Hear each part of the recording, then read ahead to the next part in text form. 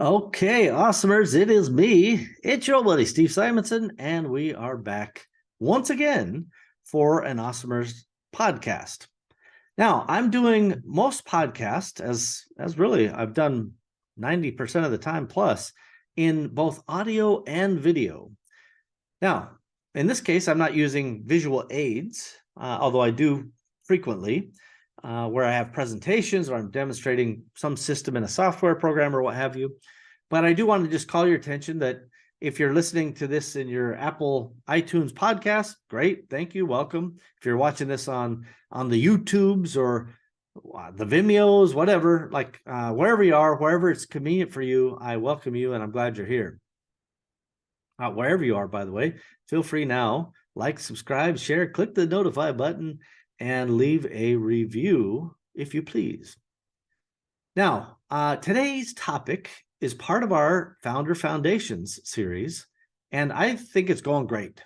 Yep, I've decided it's going great. No longer have imposter syndrome.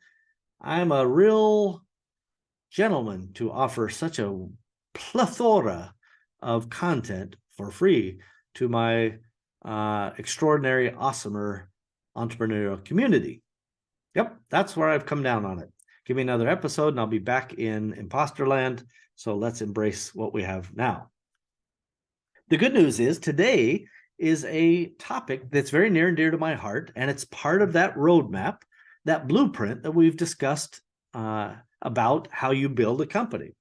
And this is where we discuss the concept of weekly meetings with your team members.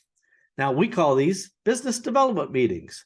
We kind of use that term. It was coined by the E-Myth, but you may have heard these called one-on-one meetings, or I heard recently they were called lion meetings. Everybody's got their own little acronyms and they love their branding. I don't really care what you call them. In fact, we call them BDMs for short, because we don't like to say the whole word, or the whole phrase business development meeting. So we call them BDMs in our companies. A lion meeting, by the way, if you want the acronym, is last week, issues, opportunities, and next week. If you do the acronym math, ladies and gentlemen, you'll find that is a lion. That is what a lion meeting is. Now, I don't, again, get tied up in nomenclature. I don't really care what you call it. I just want you to do it. And I will tell you there are magical benefits if you do this right. So firstly, let's address the likely situation that exists. You're not doing meetings. And when you are doing them, they are difficult. They don't feel good. People hate them. You hate them. It's all going terrible. Now, maybe you're better than me. That's how I started. We weren't doing them. When we did do them, let's say semi-annually or annual reviews, everybody hated them and life sucked. And we constantly had lightning bolts, and we would lose staff that we wanted and we would keep staff we didn't want. And all of it was chaotic and we didn't like it. And then many, many years ago, this really is dating back to the 90s, I learned about business development meetings from the E-Myth. And I said, oh, I should do that. Even though I don't want to have meetings, right? I'm predisposed to saying, let me stay in my cave. I'm an introvert. I will send a proclamation out from time to time, and then I'll hope for the best, right? That's a style of management. Tom Peters says, management by walking around. Steve's management style is proclamation randomly from an undisclosed location and hope for the best. You decide who's right. No, of course, not only do I believe in weekly meetings, but I'm going to give you the formula for why they work. And then later we can discuss how they work if it comes to that. So having a weekly check-in that is ongoing and consistent is so valuable for the mental state of your people and also for yourself. So instead of having constant interruptions where people are calling you and emailing you and saying, hey, what do I do about this? Or I had this problem, I don't know what to do, or just, venting, you now are starting to organize all of that type of feedback into is, is this something that we can cover in your BDM? And inevitably, or most often, unless you have what we call a show-stopping problem, this is when we literally have to stop what we're doing and go resolve it. An example of this might be, my listing on Amazon got suspended, or my website that takes payments and orders from customers is down. Show-stopping problems exist, everybody. I'm not naive. And they can take precedence and rise up and interrupt whatever is happening for everyone, as the case may require. But in general, when things are just kind of going normal, then most things can wait to the BDM. They can wait till that weekly meeting. And it's so powerful because it takes away the constant interruptions. And as you train people, right, if they come to you and they're slacking you, or they're emailing you, or however they're communicating, and they keep asking small questions, and you say, bring that up in your BDM, or good question, let's talk about that in your BDM. Pretty soon they just start going, you know what, I get the gist. I should just wait till my BDM. And then they start putting that on their agenda. And I'll go through a format of a BDM here in a second. But the magic that this takes and really does help transform that chaos into order is everybody knowing that I have an appointment once a week with my direct supervisor. And this should go all the way through your organization, all the way through. Secondly, they should be short meetings. In my case, I think no longer than a half an hour. And in many cases, we're able to do it in half that time. By the way, there's no set number. If you say, I can do these things in 8 minutes and functionally everything is getting done and everyone feels good about it, fine, you're awesome. But I think for me, practically speaking, I have found that 30 minutes on the schedule is the right number. And that if we run early, great, it gives me a few extra minutes. But on the days I'm doing my BDMs, I'm literally back to back, just back to back.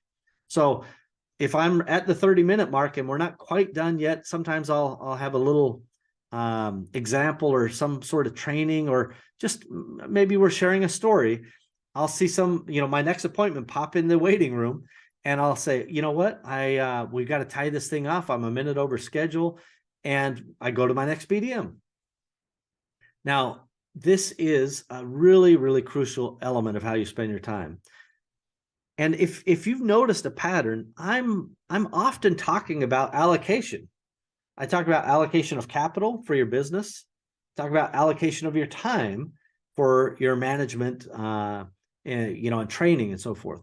So how you allocate yourself and your time and your money, it all matters and has direct ramifications to the value and the outputs of your business. That business, remember, I like to use that factory analogy.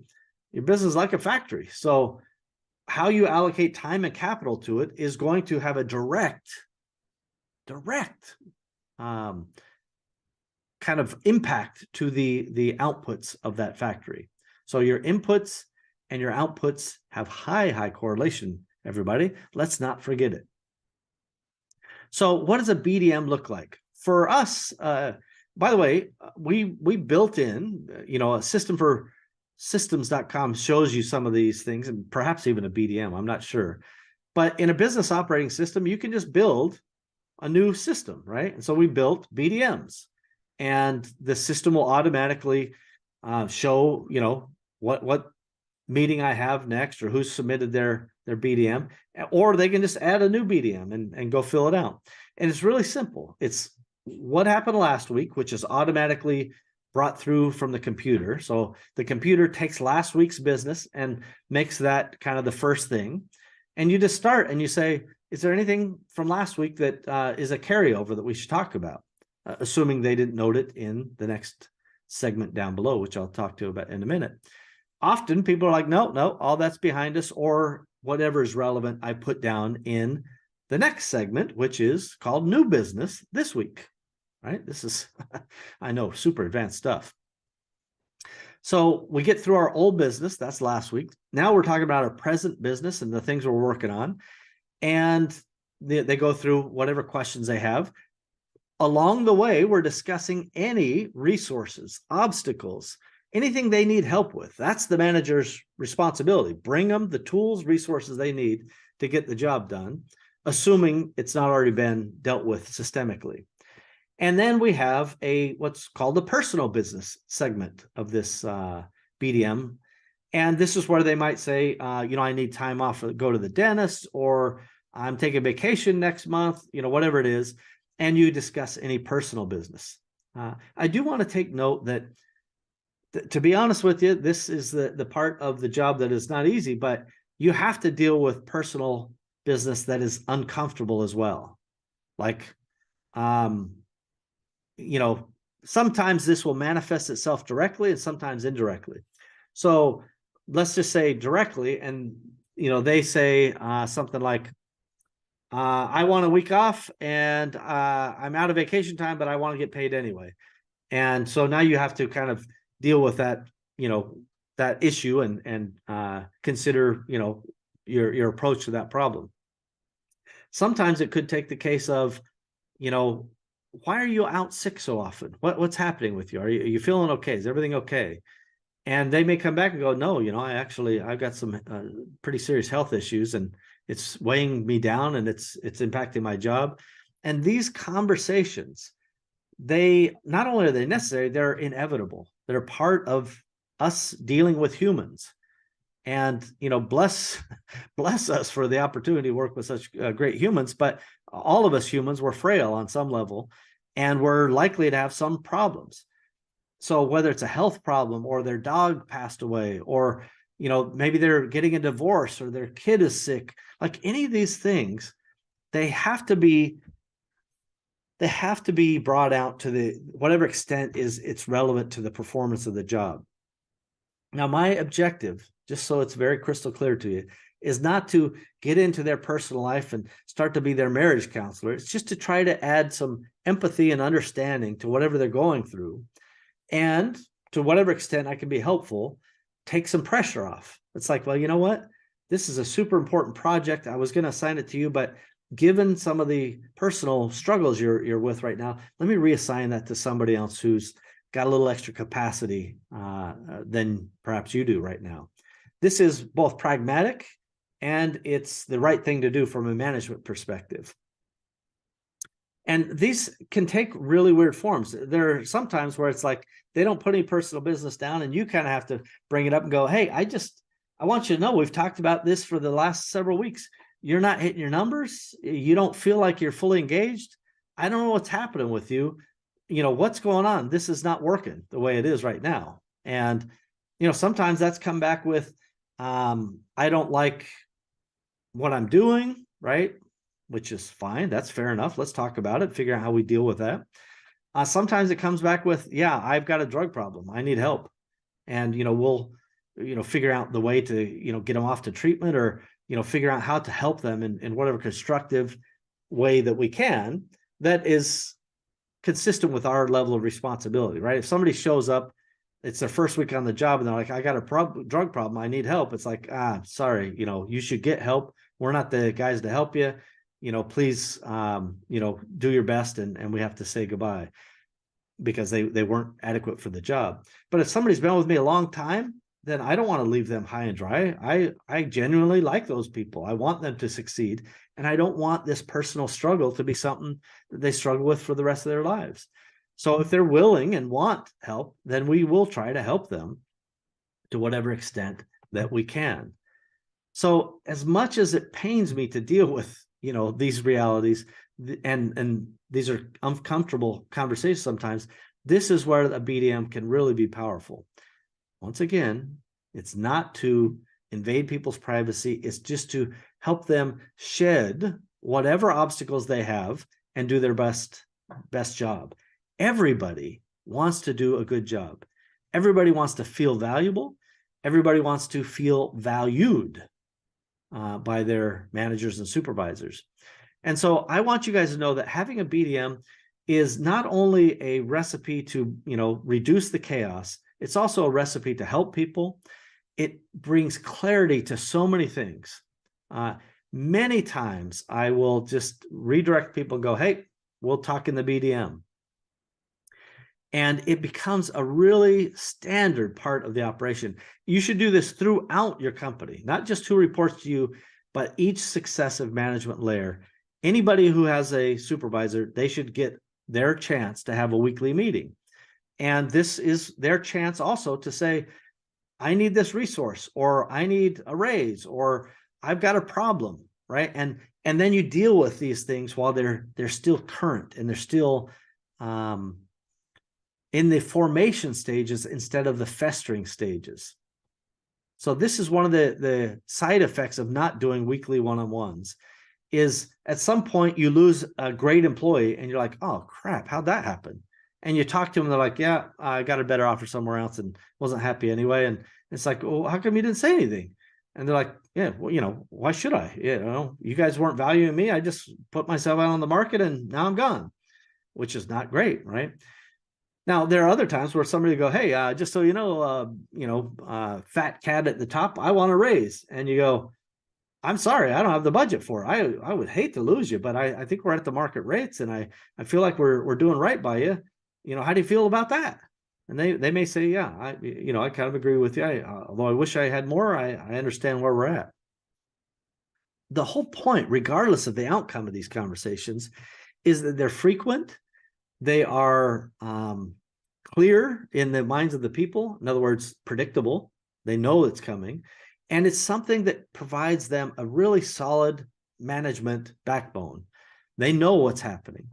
And I also will say proactively, when you have to miss one because somebody's out sick, or maybe the boss is traveling that week and can't make their meetings, you just say, I'll get you on the next meeting. You don't have to, go out of your way to make up that meeting. It's typically, if you're doing frequent check-ins and frequent recalibrations, you're making much smaller little adjustments in that relationship than some big annual nightmare of a annual review. Nobody likes annual reviews. They're terrible. Nobody gets anything out of them except hurt feelings, often mixed expectations. And the formula, by the way, for a typical company's annual reviews is, what we call the old shit sandwich, where they go, we really like you. You're the best. That's the top bun. And but you need to improve on all these other things. And without that improvement, we don't know what your future looks like. That's the shit. And then the bottom is, but we sure love you and hope you're doing great. And, we're glad you're here. Right. It's idiotic and it's a terrible thing. And, that's brought to you by, the rank and yank corporate America folks. And, maybe in the 80s that sounded good, but today that is not the way to do stuff. So BDMs, systematize it. There's lots of ways you can do this. You can do it with type form. You can do it with jot form. We do it inside of Parsimony. And I think we've even opened up that methodology to work in Parsimony for other customers as well. And anyway, there's lots to this. People are the resource that you really, really need. And I do think, again, confession starting from Steve admitting this, at first when I started, and probably for 10 years, at least till my late 20s, and I started when I was 18, I probably didn't understand and value people in a good enough way. It wasn't that I didn't value them. It's just that I was not a good manager. And by the way, even in my late 20s, I wasn't a good manager. I would argue still today, I'm not a great manager. But with each successive decade, I learned those lessons. And you can learn a lesson right now. Don't wait a decade or more to do weekly one-on-ones. They are incredibly valuable.